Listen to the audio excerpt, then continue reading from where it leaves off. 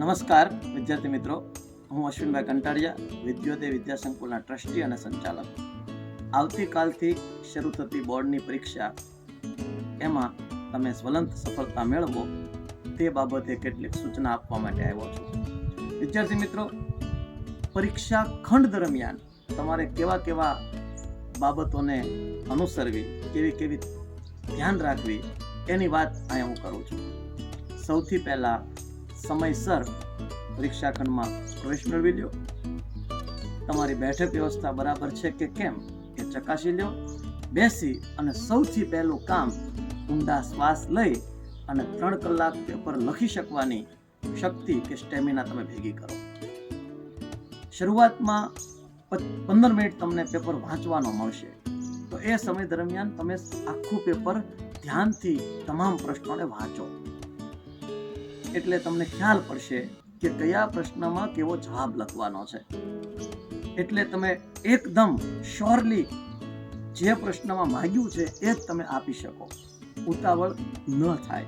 એટલે સંપૂર્ણ પેપરને વાંચો.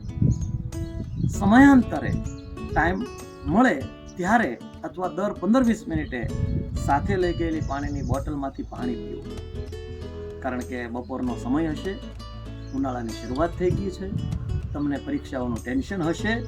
એટલે આખા પેપરમાં દોસ્તો અમુક પ્રશ્નો એવા હશે કે જે તમને અઘરા લાગશે, અથવા અમુક પ્રશ્નો એવા હશે કે જેમાં તમે અસમંજસમાં હશો કે શું લખવું, કેટલું લખવું.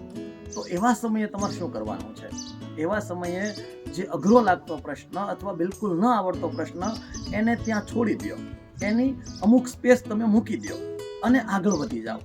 એને વિચારવામાં કે એને યાદ કરવામાં સમય ન વેડફશો. એટલે આગળ ને આગળ લખવાનું ચાલુ રાખો. અને પછી ક્યારેક એવું બને કે તમે લખતા હો બીજો પ્રશ્ન અને અચાનક જ છોડેલા પ્રશ્નનો જવાબ તમને યાદ આવી જાય, તો એવા સમયે છોડેલા પ્રશ્નના જવાબ સુધી તમે પહોંચી અને એને તમે લખી શકો. આવો વાત કરી રહ્યો છું. પરીક્ષા ખંડમાં તમે બેઠેલા છો એ સમય દરમિયાન તમારે કઈ કઈ બાબતો ધ્યાનમાં રાખવી. વાવશો તો ઉગશે, લખશો તો માર્ક મળશે. આનો સીધો મતલબ એવો થાય છે કે આપણે એક પણ પ્રશ્ન છોડવાનો નથી, એક પણ પ્રશ્ન છોડવાનો નથી.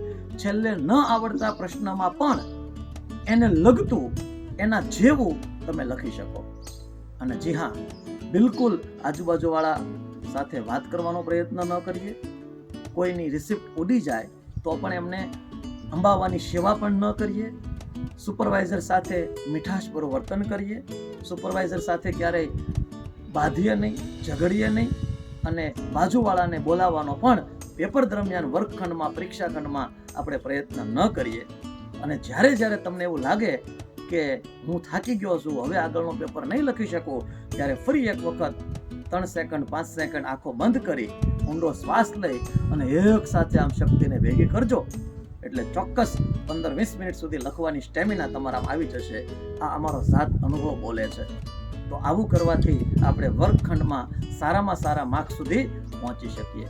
અને છેલ્લે જિંદગીમાં પણ ચેક ન હોવી જોઈએ અને પેપરમાં પણ ચેક ન હોવી જોઈએ.